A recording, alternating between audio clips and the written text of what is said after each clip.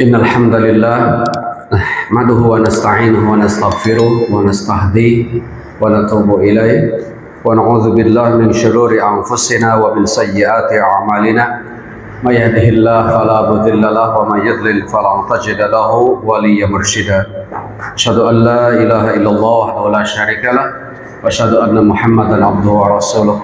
Asbahna wa asbahal mulku lillah walhamdulillah la syarikalah la ilaha illahu wa ilaihin nusyur. Asbahna ala fitratil islam wa kalimatil ikhlas wa ala dini nabiyyina Muhammadin sallallahu alaihi wasallam wa ala millati abina Ibrahim hanifa wa ma kana minal musyrikin wa ba'd. Yang sama-sama kita hormati pengurus yayasan, berikut pengurus DKM Masjid Al Istiqomah, yang sama-sama kita hormati pembina dan pengurus Majelis Taklim MR, juga Bapak dan Ibu yang juga sama-sama saya hormati. Alhamdulillah, puji syukur kehadirat Allah Subhanahu wa taala dengan rahmat dan karunia-Nya yang Allah berikan kepada kita di pagi hari ini. Alhamdulillah bisa berkumpul kembali ya. Ana secara pribadi bisa bertemu yang kedua kalinya dari kajian yang dilaksanakan pada setiap Sabtu pagi ini, Ahad pagi ini. Alhamdulillah. Mungkin banyak kali yang sudah disampaikan kaitan dengan keutamaan ya menghadiri pertemuan seperti ini. Wa idza marartum bi riyadil jannah farta'u kata Rasul. Kalau kalian melewati sebuah taman surga, hendaklah kalian singgah di taman tersebut. Para sahabat bertanya, wa ma riyadul jannah ya Rasulullah?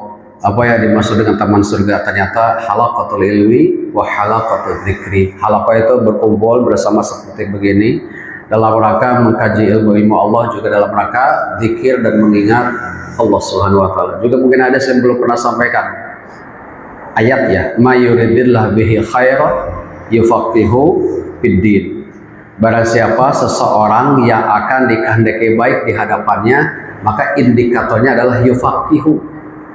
Yufaqihu itu bahasa fi'il mudhari yang artinya kata kerja sekarang dan yang akan datang. Mudah-mudahan ini kegiatan kita bukan hanya sesaat atau hanya beberapa waktu saja. Mudah-mudahan selama Allah masih memberikan umur kepada kita, terus kita ikuti ya kajian ini ya. Selain kebaikan-kebaikan yang lain, yaitu tadi mudah-mudahan kita menjadi orang baik di hadapan Allah Subhanahu wa taala. Jadi fikih itu al-fahmu, berusaha untuk memahami gitu ya.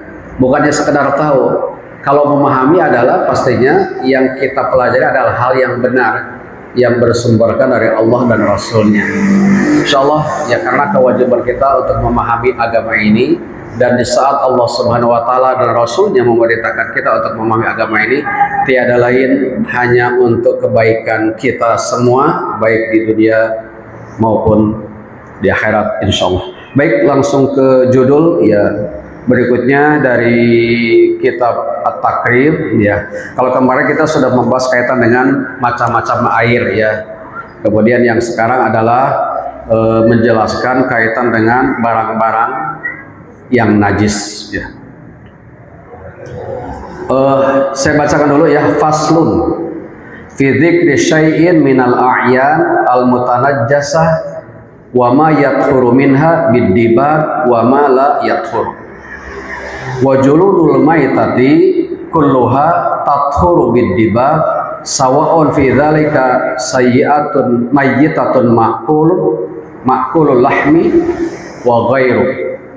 Wa kayfiyatud dibag ayanzi'a fuzulal jildi bima yu'affinuhu min damin wa nahwihi bisyai'in harifin ka'afsin walaqan al-harib najasan kadarki hamamin kafa fid dibag illa jildal kalbi wal khinziri wa ma tuladu minhuma aw min ahadihima min hayawanin tahirin fala yathuru bid dibag wa admul maitati wa syi'ruhu najsun maaf. Wa kadza al mayyitah aidan wa kadza likal maitatu aidan najasatun wa urida biha az-zailatul hayat bi ghairi zakatin syar'iyyatin. Fala yustasna hina idin janinul mudzakkah idza kharaja min batni ummihi mayyitan li'anna dzakahu fi dzakati ummihi wa kadza ghairuhu minal mustasnayat al madhkura fil mabsutat sumastasna min syi'ril maitah qaluhu illa adamiyyin fa inna sya'ruhu tahirun kamaitatihi. Baik, itu redaksi Arabnya ya, karena kajian-kajian kitab, jadi saya bacakan dulu matan atau redaksi dari kitab takrib ini. Pasal ini menjelaskan tentang barang-barang yang najis, diantaranya tentunya, dan barang-barang najis yang bisa suci. Ada perkara barang yang najis tapi bisa suci gitu ya. Dengan cara apa? Dengan cara disamak, istilahnya dibagi itu disamak. Allah pernah juga belum memperhatikan bahasa samak itu bahasa Indonesia atau bahasa apa? Pernah mendengar nggak samak gitu? Nanti cara menyamak bagaimana nanti? Disamak bahasanya. Saya tahu dari kecil sampai sekarang disamak. Termasuk di kitab ini juga bahasanya disamak. Dan yang tidak bisa suci dengan cara disamak. Baik, yang pertama benda najis, dan kita bahas dulu benda-benda yang najis dan cara membersihkannya. Ya, terlepas ada beberapa perbedaan pendapat, tapi yang dituliskan di sini tentunya sepakat ini adalah barang yang najis. Najis itu adalah kotoran yang wajib dibersihkan oleh setiap muslim ketika kotoran tadi masuk ke atau kena ke tubuh kita, pakaian kita, kalau di saat salat adalah ke tempat salat kita. Nah, ketika mendapatkan itu maka kewajiban kita untuk membersihkannya. Nah, macam-macam najis, air kencing dan tinja manusia sewakatnya. Dan hewan yang tidak halal dagingnya telah disepakati para ulama, sedangkan kotoran hewan yang halal dimakan dagingnya maka hukumnya najis menurut madhab Hanafi dan Syafi'i, dan suci menurut madhab Maliki dan Hambali. Ini juga harus di saat ada seseorang yang menjelaskan ketika kotoran ayam atau kencingnya ayam atau kambing dan lain sebagainya, terjadi dua perbedaan pendapat. Menurut madhab Syafi'i memang kebanyakan di kita itu adalah najis, tapi kan boleh saja kita mengambil madhab lain, karena menurut madhab Maliki dan Hambali itu suci. Ya, dalilnya diantaranya bahwa Rasulullah pernah sholat di marobidil ghanam. Rasulullah pernah sholat di kandang kambing. Jangan dipahami di kita ya. Enggak, kandang kambing di sana tidak ada ini. Kandang kambing hanya pakai pembatas saja. Halaman yang cukup luas, tempatnya cukup luas, setelah kambing mungkin ratusan atau puluhan. Pasti kalau itu adalah kandang kambing, pasti di situ ada kotorannya. Tapi kenapa kemudian Rasulullah SAW dengan dalil itu mengatakan bahwa sebagian madhab mengatakan bahwa kotoran atau air kencingnya binatang yang dimakan dagingnya itu adalah tidak najis, walaupun madhab Syafi'i dan madhab Hanafi mengatakan najis. Ya, kalau bagi kita sudah mengatakan najis, ya silakan. Itu juga ada sandaran dari imam kita, para imam madhab ya. Nah, kenapa? Nah, Imam Syafi'i dan Imam Hanafi kenapa mengatakan atau berpendapat itu adalah najis? Karena pastinya setiap kotoran dan air kencing adalah yang menjijikkan. Itu. Jadi masing-masing kedua-duanya membawa dalil. Nah, kondisi kita insya Allah kita belajar ya.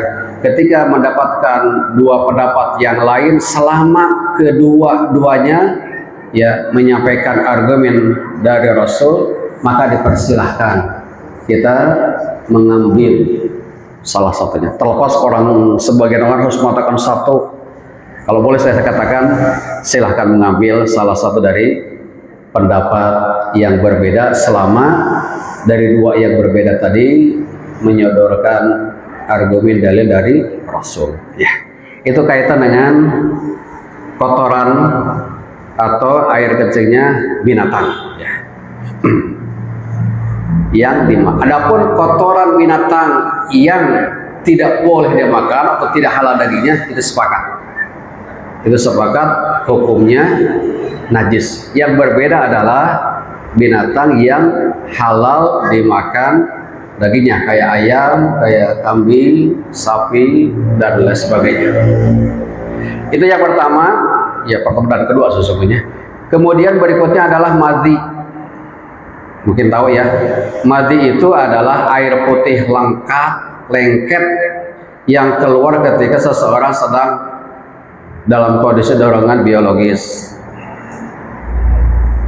pekat, dan keluarnya tidak kalau kita kan min ma'in dafi ya, kalau manusia diciptakan dari air yang dafi itu kalau bahasa Sunda mah muncrat kan. Apa muncrat? Ya. Kalau mati enggak, keluarnya itu najis ya. Ibu-ibu sama gitu. Sama. Itu mati najis ya. Warnanya pastinya putih, nggak hijau, enggak. Pastinya putih, lengket, yang keluar karena seseorang sedang berpikir tentang seks dan sejenisnya lah. Ini dalilnya ada di sini ya, jadi saya tidak bacakan. Makanya saya bawa ini walaupun tidak dibaca untuk memastikan di sini ada dalil. Di halaman 163, tapi lah terlalu mengini waktu. Kemudian berikutnya wadi. Nah, ini wadi ini. Kalau wadi mah yaitu air putih yang keluar setelah buang air kecil, kadang ya. Kayaknya semua mengalami kan? Oh. Kadang, walaupun ini penjawabannya kenapa nggak tahu ya. Tapi kadang-kadang ketika setelah buang air kecil, kok keluar lagi sih? Itu namanya wadi. Itu juga najis ya. Nah, kemudian ada satu lagi, bisa itu tidak disebutkan ya, karena ini terjadi perbedaan pendapat ya. Kalau ini kan disepakati, mani. Mani itu ada yang mengatakan najis, ada yang mengatakan tidak najis. Kalau mani tahu ya, sperma yang keluar dari seorang laki-laki dan itu bahan cikal bakal bahan manusia. Konon katanya satu sperma yang keluar itu mengandung ratusan ribu atau juta ya? Juta ya, bahan manusia luar biasa. Jadi bahan manusia itu tidak kelihatan oleh mata, kasat mata, dan luar biasa. Dan sedikit mungkin ada seorang Nasrani yang masuk Islam. Sekarang kan banyak zamannya AI ya, IA lewat IA apa itu ya? Ya itulah. Sekarang muncul video-video yang menjelaskan tentang keajaiban Al-Quran dan nubuat Rasulullah. Banyak berita-berita kenabian sekarang dibuatkan sebuah video setelah ditemukan apa yang disampaikan 1400 tahun yang lalu.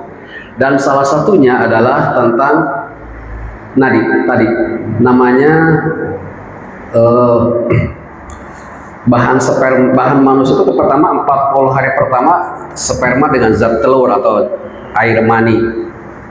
Kemudian masuk ke 40 hari yang kedua, jadi usia 41 berubah menjadi alaqah.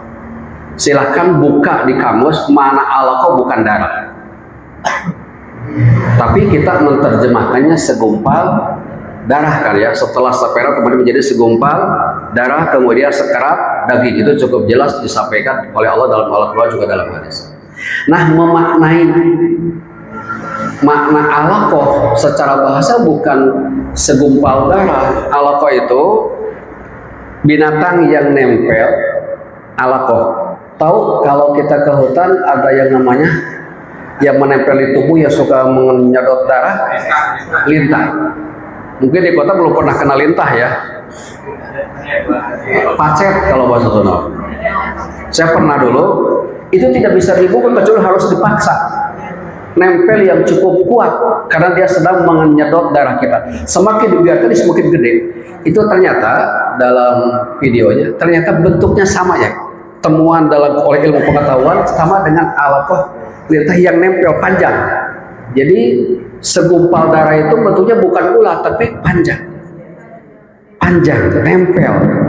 Dengan satu kalimat ya orang Kristen masuk Islam dari satu kalimat Al-Quran, alaqah, yang secara bahasa alaqah itu adalah yang nempel kuat, Ya biasanya yang nempel kuat adalah lintah tadi. Ya walaupun isinya adalah segumpal darah. Itu luar biasanya. Itu adalah bahan manusia. Terus. Baik, kita kembali kepada hal-hal yang najis. Kemudian darah yang mengalir, sedangkan yang sedikit dimaafkan. Menurut mazhab Syafi'i, darah nyamuk seperti kutu dan sejenisnya dimaafkan jika secara umum dianggap sedikit. Jadi darah dari binatang yang tidak mengalir darahnya, kalau misalkan ada nyamuk tidak kuat dibiarkan, udah ini saja. Daripada mengganggu kehusuan salat kita, ya udah. Kalau kemudian ada darah, kan darahnya tidak mengalir, itu tidak menjadi najis. Jadi ma'fun anhu, dimaafkan. Kemudian anjing dan babi sudah sepakat. Tinggal masalahnya adalah anjing dan babi. Ya, ini juga ada dua pendapat. Yang jadi najisnya kalau berdasarkan hadis bukan tubuh anjing, tapi air liur yang keluar dari anjing. Idza waligol kalbu ina ahadikum falyaksilhu sab'an idza hunna biturab. Kalau anjing menjilat wadah kita, piring, gelas dan sebagainya, maka ada perintah dari Rasul, cucilah 7 kali. 7 kali cucian, salah satunya menggunakan tanah. Berarti air liurnya yang menjadi najis, gitu ya. Baik, itulah hal-hal yang najis. Kemudian yang berikutnya, mungkin ada bahasanya secara khusus nanti ya, yang cukup panjang. Cara menghilangkan najis tadi ketika menempel di tubuh kita, di tempat sholat kita atau di pakaian kita.